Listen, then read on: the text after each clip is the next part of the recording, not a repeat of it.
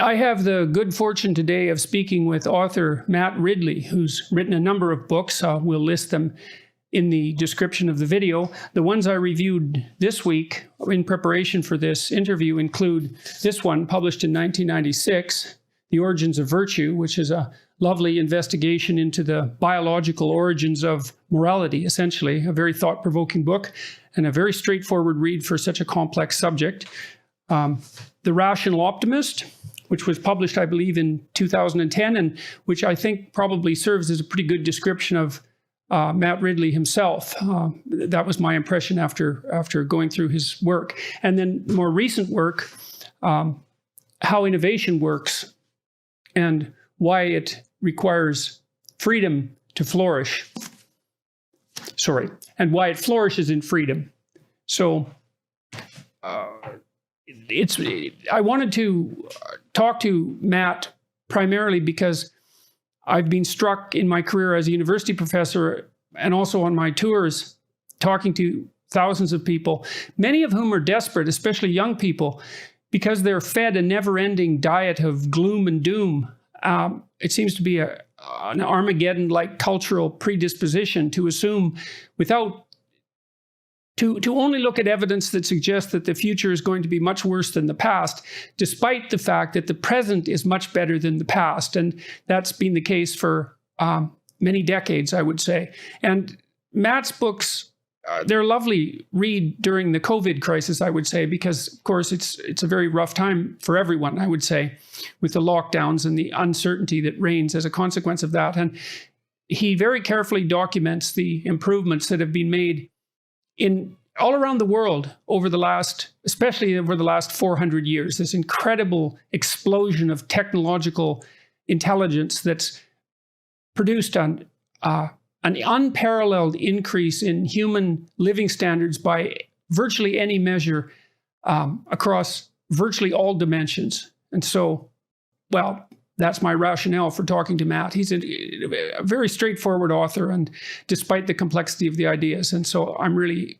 happy to be speaking with him today.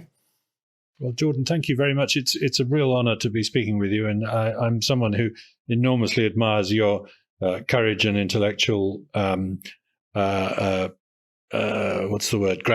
that you bring to discussions. And I think it's just fantastic to be able to meet you, albeit online. And just on that question of optimism, it's a bit of a evangelical cause for me, this, because I was steeped in pessimism as a young man, as a boy, at school, at university. I believed that the population explosion was unstoppable, that famine was inevitable, that the oil was going to run out, that the rainforests were going to disappear, that cancer was going to shorten my lifespan, that pesticides were going to make life unlivable, all that kind of stuff. And it came as quite a shock when I found that the world was getting better, not worse, during my life, dramatically so. And so I want to tell today's young people that there is another possibility to the extinction rebellion kind of stuff that they're being fed by everybody, not just the education system, but the media and their parents, the grown-ups. I think it's quite important to have some optimism. Why is it that with nothing but improvement behind us, we're to expect nothing but deterioration before us?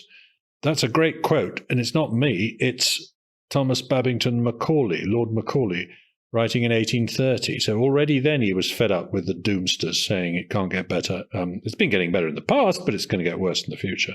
And that's what every generation says. And I think so far they've been wrong, and I think there's a good chance they're wrong now. Well, it might be a consequence of the human tendency to overweight negative information, right? We're wired to be more sensitive to threat and to pain than we are to hope and pleasure. And I suppose that's because you can be 100% dead, but you can only be so happy. And so it's better in some sense to err on the side of caution. And maybe when that's played out on the field of future prognostications, everything that indicates decline strikes us harder than everything that indicates that things are going to get better. I mean, it's a real mystery, right? Because the news tilts itself very hard towards the catastrophic. And I can't think of any explanation for that, given that news purveyors seek attention, I can't come up with a more intelligent explanation than our proclivity for negative emotion. But we do have to overcome that to some degree if it's not in accordance with the facts. Yeah, there's an interesting angle there that I think might be a clue to what's going on. Several people have observed that we are less pessimistic about our own lives than we are about larger units. So we're not very pessimistic about our village. We're not very pessimistic about our town, but we're very pessimistic about our country, and we're extremely pessimistic about the planet. The bigger the unit you look at, the more pessimistic people are. And of course, so people on the whole think their own life's going to work out. It's going to be fine. They're going to stay married. They're going to earn a lot of money. They're okay when they talk about themselves. And I think what that's telling you is that your information about your own life comes from your own experience. Your information about the planet comes from the media. And that implies to me that it's not just our inbuilt biases that are doing this, that there is a top-down effect from what the culture chooses to tell us. Do you have any sense of the motivation for that? I mean, I don't think it's unreasonable to assume that much of what drives the production of the news is the search for attention, the search for eyes. And you'd expect the news to evolve towards the maximally attention-grabbing form, right? And so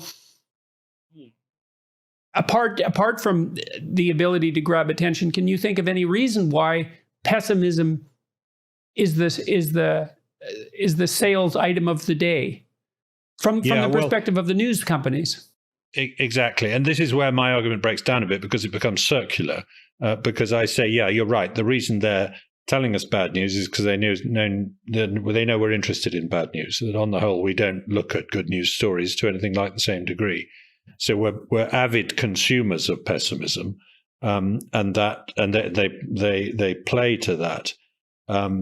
But there's another phenomenon too, which is that good news tends to be gradual and bad news tends to be sudden.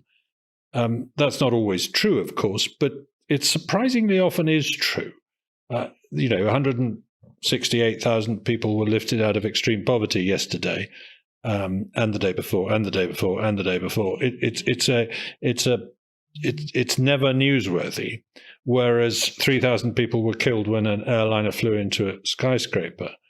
That is newsworthy.